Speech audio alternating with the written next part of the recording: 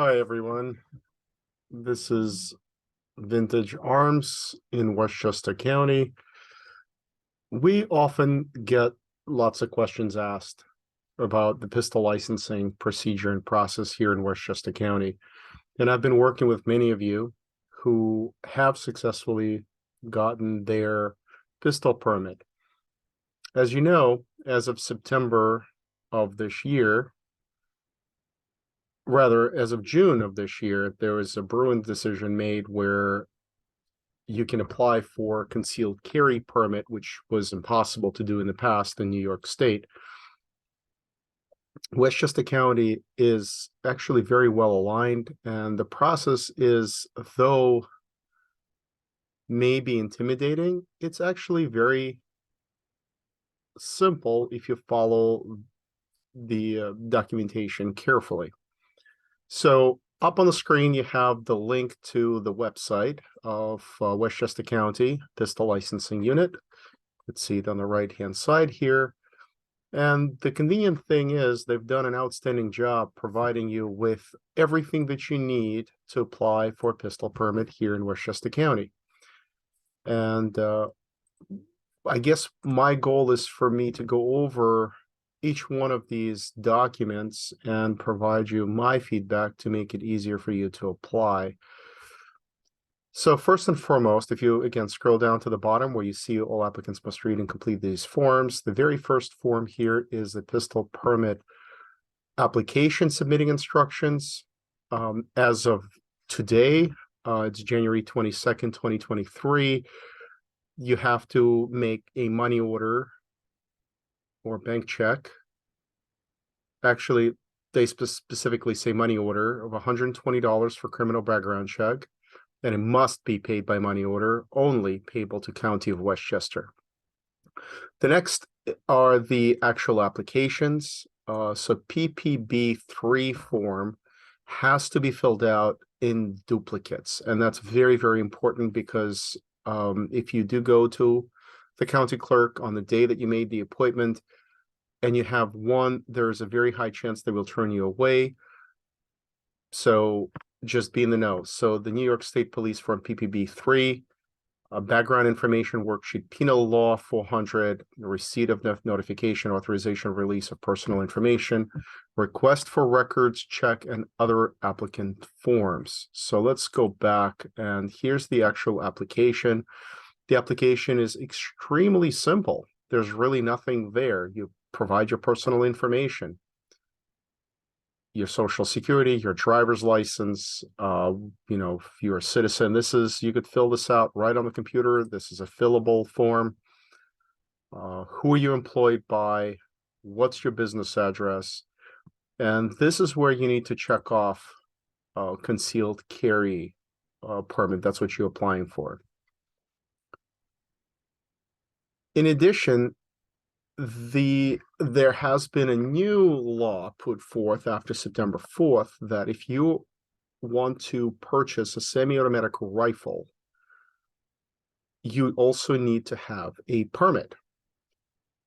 My recommendation to you, if you are applying for a concealed carry pistol, to just check off this box here as well, because the process is exactly the same. It's a separate permit. The only difference is, unlike the pistol, you do not have to purchase a rifle and or provide rifle information like you would normally do for a pistol. So yes, for a pistol permit, you have to purchase a pistol. The pistol will stay with the FFL or any other store where you purchased it at until you get the permit mailed to you from the Westchester County, at which point you can take it and go to your respective FFL dealer and do the 4473 and next background check and pick up your firearm. All right, the next part here are your references and signatures. So you have to provide 4 references, provide their names, their address, and you have to get their signatures. Remember, in duplicates. So this application, the PPB3, needs to be done in duplicate. Once you fill that out, then you go to the marital status and relationship section. Remember, there's only 4 pages there. What is the applicant's current relationship status? Again, this is very comprehensive and very, very straightforward. Are there any adults residing in the home, including adult children? You specify that. Are there any minors residing with you, part-time or full-time? Social media accounts. This is also new, so you do need to provide your social media accounts so that they could do the background check for you. Then you scroll over to page 3. This is your arrest record. Have you ever been arrested? Yes or no, or including DWI. If you have been, please do not lie on this application. Make sure you specify the details, and if the disposition was discharged or whatever, you need to provide the explanation of that charge and whether it was dismissed or discharged, whatever. But like I said, do not try to hide, because it will come up in the background check and your application will be denied. Then you just fill out the rest, yes or no questions here. Again, it's a drop-down option. Very straightforward here. Now, the last page is where you need to have a photograph. So you do need to have two photographs, passport size photos. You'll attach them to the application and you have to get them notarized. Fingerprints, you'll get them done at the Westchester County Clerk's office when you get called in for the appointment.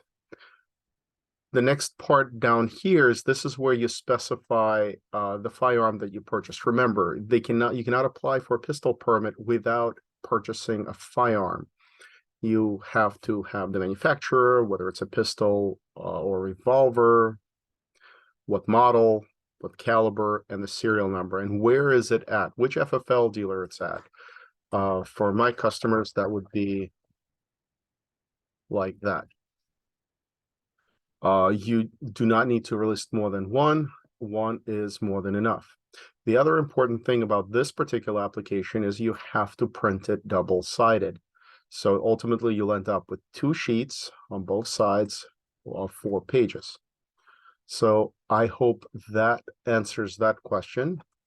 And this is the most important application in the process. PPB3 form needs to be done in duplicates, double-sided, notarized at the end with the references that you will use. The next form that you'll have to download is the background investigation worksheet. Very simple, very straightforward. And I don't believe you need to notarize this. Oh, you do. I apologize for that. So again, these are simple questions that you answer. Very straightforward. There's nothing tricky there. I think it's just a lot, and that's maybe why it could be intimidating. The next form is the character reference letter.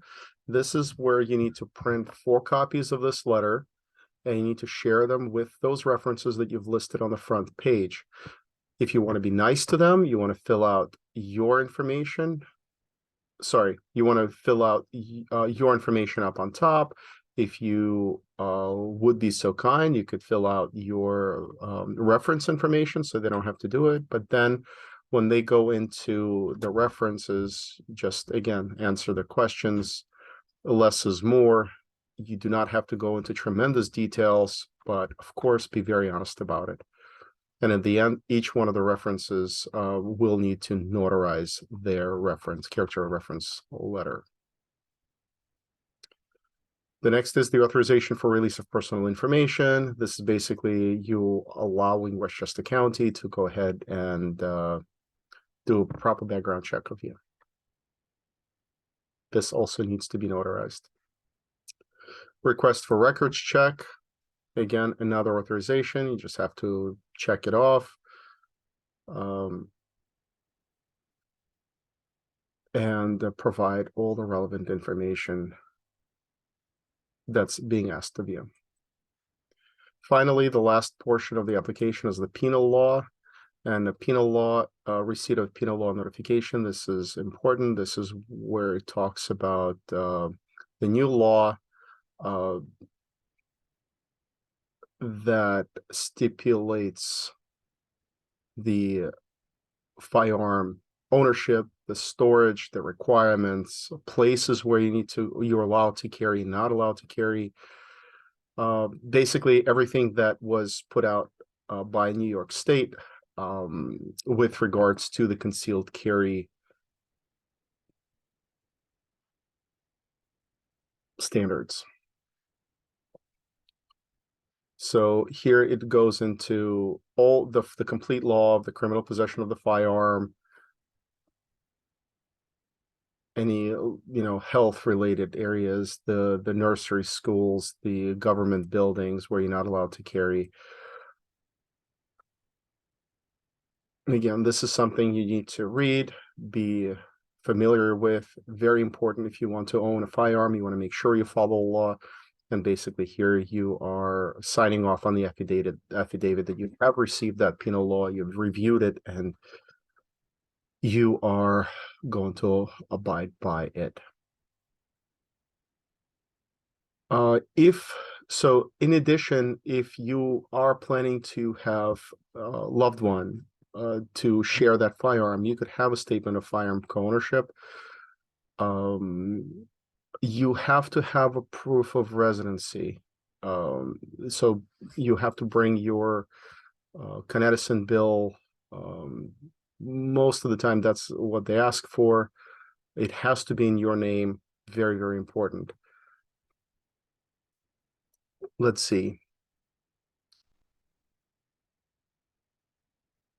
So one more very, very important thing that you need to have with you is the proof of firearms training showing that you have taken the required 16-hour firearm safety and the use course. That's based on the Penal Law 419. Many of the FFL dealers around the area are offering this course, including ours. We are NRA certified and authorized instructors who are being accepted at Westchester County, New York City, Nassau County, and Putnam and Orange County as well. So if you have any questions, of course, you're welcome to reach out and ask any specifics. With regards to documents that you have to bring with you your driver's license, you have to bring your passport. If you want to make the trip go faster, make copies of the driver's license, but also bring the original as well as the passport. So you'll just save them time because they will need to make the copies. You need to make 2 passport size photos. As I mentioned, proof of residence, voter registration, utility bill, in your name, of course. Oh, the other thing before I forgot. So in addition to putting down on that first application, the PPB3 form, you have to specify the firearm that you purchased and who you purchased it from. You actually have to make sure you have a receipt of purchase, and the receipt has to have the serial number of the firearm that you've purchased. I think that's pretty much it. Before you start filling out the application and collecting all the character references, please make sure to call the Westchester County Clerk's office and schedule your appointment.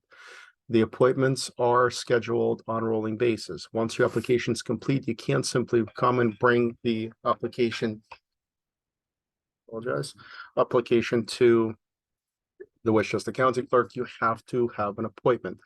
So in order to make the appointment, please call the number. It's on their website as well.